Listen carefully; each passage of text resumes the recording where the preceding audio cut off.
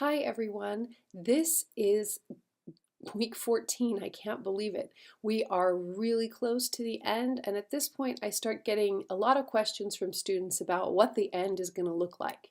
So at the end of this week, you have your research proposal due. At the end of next week, you have your annotated bibliography due. You also have your final Success Center deadline.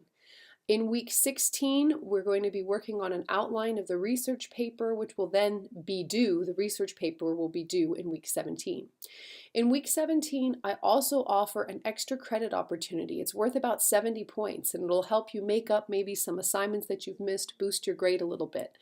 Also, in week 17, I allow you to go back and complete any of the reading journals you may have missed, as well as any of the quizzes. I don't allow makeups on the discussion forums or the peer reviews, but you do have that extra credit opportunity.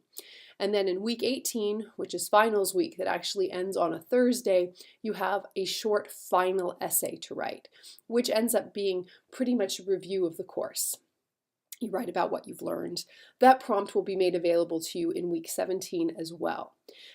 Because we're covering kind of what the end game of the course is going to look like, this week's quiz is a little different.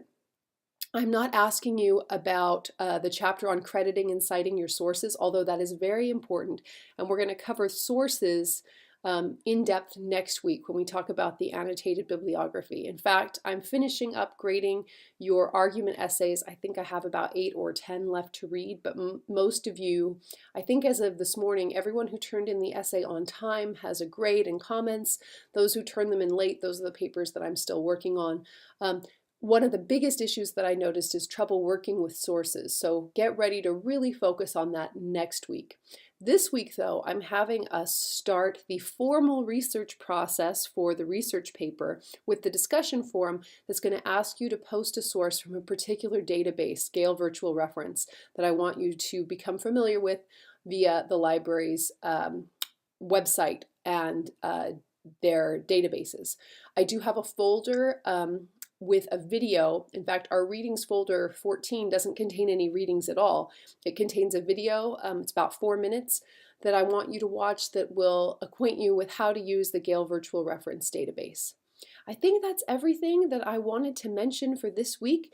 As always, if you have any questions, don't hesitate to reach out, and have a wonderful week.